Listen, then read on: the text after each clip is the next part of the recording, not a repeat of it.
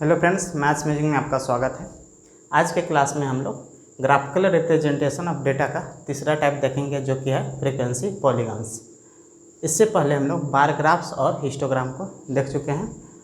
यहाँ पर frequency polygon को हम लोग समझते हैं और उसके बाद एग्जाम्पल है, उसको भी हम लोग यहाँ देखेंगे।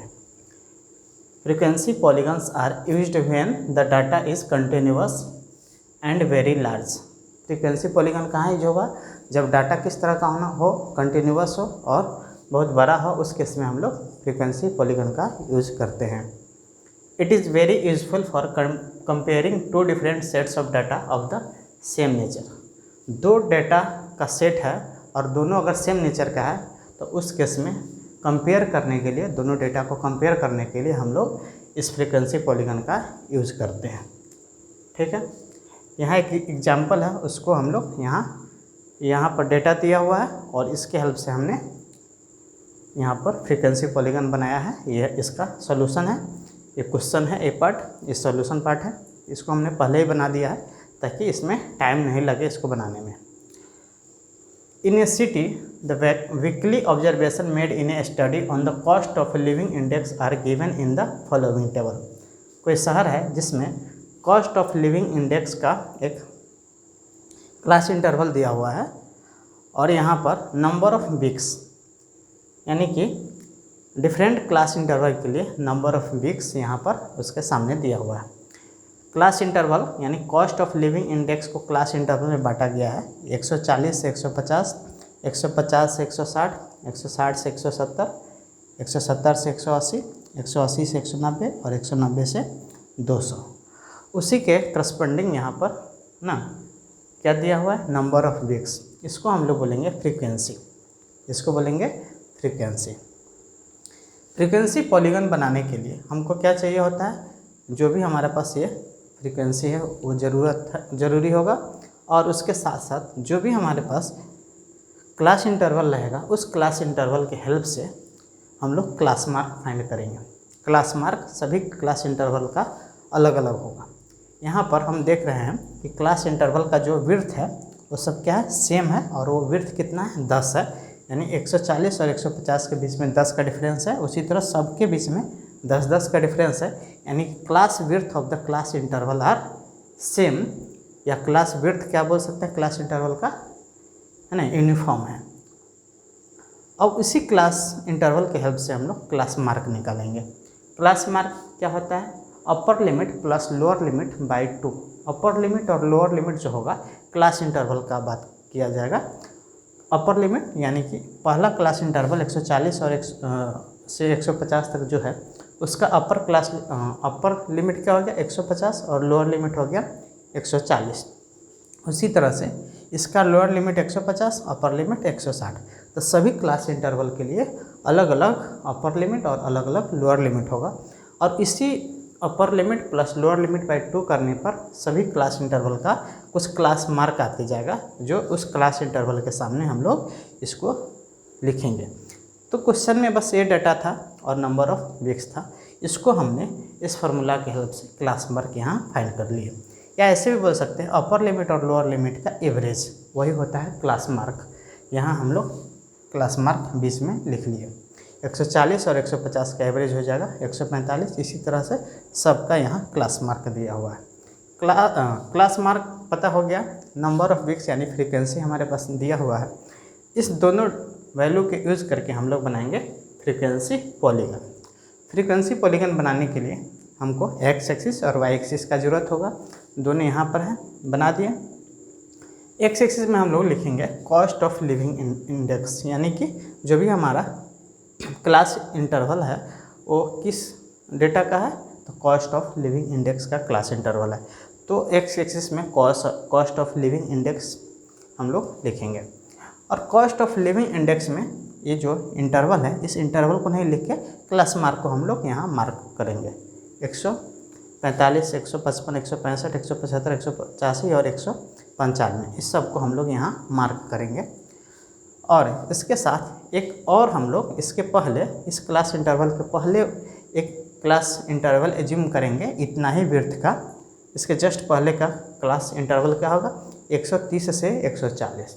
और उसी तरह से जो लास्ट क्लास इंटरवल है उसके बाद हम लोग एक क्लास इंटरवल को एज्यूम करेंगे, वो होगा 200 से 210। अगर इससे पहले जो क्लास इंटरवल होगा 130 से 150 130 से 140, उसका क्लास मार्क होगा, उसका क्लास मार्क कितना हो जाएगा 135। और 200 से 210 के बीच का जो क्लास इंटरवल होगा उसका क्लास मार्क हो जाएगा 205। तो हमारे पास यहाँ 6 डेटा है क्लास मार्क का या क्लास इंटरवल का। अगर हम इससे पहले सबसे पहला जो क्लास इंटरवल है उसके पहले एक क्लास इंटरवल एज्यूम कर ले उतना ही विड्थ का, और सबसे बड़ा जो है उसके बाद का भी एगो क्लास इंटरवल हम लोग एज्यूम कर ले उतना ही विड्थ का, तो दोनों का भी कुछ क्लास मार्क होगा, वो भी इससे पहले का हो जाएगा 135 और इसके बाद का हो जाएगा 205। अब इस क्लास इंटरवल को हम जो एज्यूम करेंगे इसके पहले और इसके बाद, उसका हम लोग नंबर ऑफ़ फ्रीक्वेंसी या बोल सकते हैं यहाँ जो लिखा हुआ है नंबर ऑफ वीक्स, उसको हम लोग 0 मानेंगे, क्योंकि यहाँ पर हमारे क्वेश्चन में कोई क्लास इंटरवल इससे पहले नहीं है जिसके लिए नंबर ऑफ वीक्स हो। तो अगर हम क्लास इंटरवल एज्यूम करते हैं तो नंबर ऑफ वीक्स क्या होगा 0 होगा, और इसके बाद भी कोई क्लास इंटरवल हम एज्यूम करते हैं तो उसका भी नंबर ऑफ वीक्स या फ्रीक्वेंसी बोलेंगे 0 होगा। तो यहाँ से 2 वैल्यू हमको और ऐड करना पड़ेगा। तो इससे पहले हो गया 135 और इसके बाद हो गया 205, क्लास मार्क हो जाएगा 2 ऐड हो जाएगा। नंबर ऑफ वीक्स ऊपर में भी 135 के सामने भी 0 होगा और 205 के सामने भी नंबर ऑफ वीक्स या फ्रीक्वेंसी 0 होगा। अब हमारे पास जो क्लास मार्क पहले 6 था अब हो जाएगा 8। इस क्लास मार्क को हम लोग एक्स एक्सिस में इंडिकेट करेंगे। 135 से लेकर कहाँ तक 205 तक, 135 इसमें ऐड हो जाएगा और इसमें आगे ऐड हो जाएगा 205। तो 135 को पहला इंडिकेट करेंगे। इससे पहले हम लोग यहाँ ब्रेक दिए हैं एक्स एक्सिस में, ताकि ये 135 से पहले वाले लेंथ को, है ना, इस तरह से हम लोग इंडिकेट कर दे कि इसके पहले इतना लेंथ रहा होगा। और यहाँ 135 से शुरू किए क्योंकि इसके पहले जस्ट पहले वाला क्लास मार्क जो आया वो 135 आया, और उसके बाद है 145, 155, 165, 175, 185, 195 और इसके आगे होगा 205।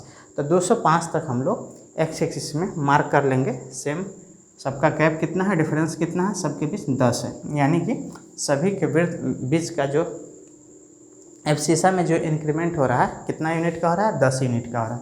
तो कॉस्ट ऑफ लिविंग इंडेक्स का ये क्या हो गया, क्लास मार्क हो गया, जिसको हम लोग एक्स एक्सिस में रिप्रेजेंट किए, मार्क किए। अब वाई एक्सिस में नंबर ऑफ वीक्स को हम लोग पॉइंट आउट करेंगे या रिप्रेजेंट करते हैं नंबर ऑफ वीक्स को, या इसी को फ्रीक्वेंसी बोलते हैं। तो मैक्सिमम फ्रीक्वेंसी गया है 20, मिनिमम है 2, और अगर इसके आगे हम एज्यूम किए हुए हैं जो वैल्यू 205 तो उसके लिए 0 हो जाएगा, और 135 उसके लिए भी 0 होगा। तो बोल सकते हैं कि फ्रीक्वेंसी हमारा 0 मिनिमम जा रहा है, मैक्सिमम कितना जा रहा है, 20 जा रहा है। तो 0 से 20 को हम लोग इस तरह से दो के गैप के साथ वाई एक्सिस में मार्क कर लिए, 2, 4, 6, 8, 10, 12, 14, 16, 18 और 20। इसको हम लोग लिख दिए नंबर ऑफ वीक्स। ये हो गया फ्रीक्वेंसी, और ये हमारा कॉस्ट ऑफ लिविंग इंडेक्स जो कि एक्स एक्सिस में है, इसको हम लोग क्लास मार्क बोल रहे हैं। अब इस क्लास मार्क और फ्रीक्वेंसी के हेल्प से हम लोग फ्रीक्वेंसी पॉलीगन का बनाएंगे। कैसे बनाएंगे देखिए, इस पॉइंट को 145 को हम लोग एक्स एक्सिस में देखेंगे कहाँ पोजीशन है, और फ्रीक्वेंसी या नंबर ऑफ वीक्स को देखेंगे वाई एक्सिस में, ऊपर बढ़ेंगे। तो 145,5 एक पॉइंट को रिप्रेजेंट करेगा। इसको अगर हम एक्स एक्सिस का एक पॉइंट माने, इसको वाई एक्सिस का, तो इसको बोलेंगे एब्सिसा, इसको बोलेंगे ऑर्डिनेट। तो यहाँ पर एक एब्सिसा ये हुआ, ऑर्डिनेट ये हुआ, एक पॉइंट ये रिप्रेजेंट करेगा 145,5। दूसरा पॉइंट 155,10, तीसरा पॉइंट 165,20, उसी तरह से 175,9, अगला 185,6, अगला 195,2, और इसके आगे भी एक पॉइंट होगा जिसको हम लोग नहीं लिखे हैं इसमें, 205,0, क्योंकि ये एज्यूम किए हुए हैं, इसमें दिया हुआ डाटा नहीं है। ये अपने से फ्रीक्वेंसी पॉलीगॉन को पूरा कंप्लीट करने के लिए इसके आगे एक हम लोग क्लास मार्क माने हुए हैं जो कि है 205, और उसके करस्पॉन्डिंग हमारा जो फ्रीक्वेंसी होगा 0 होगा। तो 205,0 ये भी एक पॉइंट हो जाएगा। इससे पहले भी एक पॉइंट होगा जो कि प्लस मार्क है 135,0 फ्रीक्वेंसी 0, तो 135,0 और यहाँ पर 205,0 2 पॉइंट और ऐड हो जाएगा, तो यहाँ 6 पॉइंट है और 6 और 2 8 पॉइंट ऐसा हो जाएगा, जिसको हमको इस फर्स्ट क्वाड्रेंट में हम लोग इसको पॉइंट आउट करेंगे। तो पहला पॉइंट हम इंडिकेट कर लिए, मान लीजिए 145,5 यहाँ से शुरू किए, 145 एक्स एक्सिस में आया और 5 यूनिट ऊपर गया, तो यहाँ एक पॉइंट मिला, इसको हम लोग मार्क कर लिए। उसी तरह से 155,10 यानी एब्सिसा ऑर्डिनेट को किस तरह हम लोग ग्राफ में करते हैं उसको हम लोग पहले से जानते हैं। तो 155 एक्स एक्सिस में बढ़ना है, वाई एक्सिस में 10 यूनिट आगे बढ़ के ऊपर आके यहाँ पर हमको एक पॉइंट मिल जाएगा, इसको हम लोग पॉइंट आउट कर देंगे, ठीक है। इसी तरह से तीसरा पॉइंट हो जाएगा 165,20 165 यूनिट एक्स एक्सिस में और वाई एक्सिस में 20 यूनिट, तो यहाँ के एक पॉइंट हम यहाँ पर इंडिकेट कर दिए। उसी तरह से 175,9 तो यहाँ पर 175 और वाई एक्सिस में 9 यूनिट ऊपर आके यहाँ एक पॉइंट इंडिकेट कर लिए। 185,6 एक्स एक्सिस में 185, वाई एक्सिस में 6, यहाँ एक पॉइंट हो जाएगा। फिर उसी तरह से 195,2 इसको हम लोग यहाँ पर इंडिकेट कर लिए। अब दो और जो पॉइंट है जो यहाँ नहीं दिख रहा है, 205,0 तो एक्स एक्सिस में 205 और वाई एक्सिस में 0, यानी कि एक्स एक्सिस पर ही 205 के पोजीशन पर वो पॉइंट आ जाएगा। और इसके पहले का पॉइंट जो है क्लास मार्क 135 और फ्रीक्वेंसी 0, तो 135,0 जो कि यहाँ पर ये पॉइंट हो जाएगा। यहाँ पर हमारे पास 8 पॉइंट हो गए, इस सब का नेमिंग कर देंगे ABCD EF G और H। हमको 6 पॉइंट का यहाँ दिया हुआ था, एक पॉइंट पहले एज्यूम कर लिया और एक इसके लास्ट से आगे का एज्यूम कर लिए, तो टोटल पॉइंट 8 हो गया। इस सभी पॉइंट को पहला से दूसरा, दूसरा से तीसरा, तीसरा से चौथा, इस तरह मिलाते चल जाते हैं। ए जो पॉइंट इसको दिए, ए से बी को मिला दिए, बी से सी को मिला दिए, सी से डी को मिला दिए, डी से ई को, ई से एफ और एफ से जी और जी से एच। तो आगे बढ़ते हुए सबको पॉइंट को एक दूसरे से मिलाते जाना है ना। अब सीक्वेंस में मिलेगा, जैसे पहला इससे अगला से मिलेगा, अगला उससे अगला से मिलेगा, इस तरह से सब एक दूसरे से मिलके सब पॉइंट इस तरह से सबको अगर स्ट्रेट लाइन से मिलाते हैं तो हमारा एक इस तरह का फिगर बनता है ABCDEFGH। तो हमारा फ्रीक्वेंसी पॉलीगन यही तैयार हो गया। इसी ABCDEFGH को हम लोग बोलेंगे फ्रीक्वेंसी पॉलीगन, ठीक है। अब यहाँ पर ये पॉइंट क्या रिप्रेजेंट कर रहा है, क्लास मार्क को। एक्स एक्सिस में इसको अगर इस पॉइंट का एब्सिसा रिप्रेजेंट करेगा क्लास मार्क, किसी भी पॉइंट का अगर देखें सी का देखा तो यहाँ जो एब्सिसा होगा class mark of the class interval, और वाई एक्सिस जो होगा frequency of the class interval, यानी कि यहाँ पर फ्रीक्वेंसी क्या है, नंबर ऑफ बिट्स, ठीक है। तो इस तरह से हम लोग फ्रीक्वेंसी पॉलीगन ड्रॉ कर सकते हैं, कोई भी डेटा हमारे पास अगर दिया हुआ रहेगा तो, है ना। तो इसमें एक बात ध्यान रखना है कि फ्रीक्वेंसी पॉलीगन तब बनेगा जब हमारा जो डेटा है वो किस तरह का होना चाहिए, कंटिन्यूअस होना चाहिए और लार्ज होना चाहिए। कंटिन्यूअस ज़्यादा जरूरी है। उसके बाद यह कब यूज होगा, जब इस तरह एक और डेटा रहे और दोनों में कंपैरिजन करना हो, तो उस केस में हम लोग ज़्यादातर केस में उस तरह का केस हो जब कंपैरिजन का केस हो, दो data of the same nature, उस केस में हम लोग फ्रीक्वेंसी पॉलीगन को बनाएंगे और उसके हेल्प से हम लोग कंपेयर कर सकते हैं दोनों डेटा को। बार ग्राफ्स और हिस्टोग्राम भी हम लोग पहले देख चुके हैं, ये तीसरा टाइप अभी कंप्लीट हुआ। फिर मिलते हैं नेक्स्ट क्लास में। Thank you.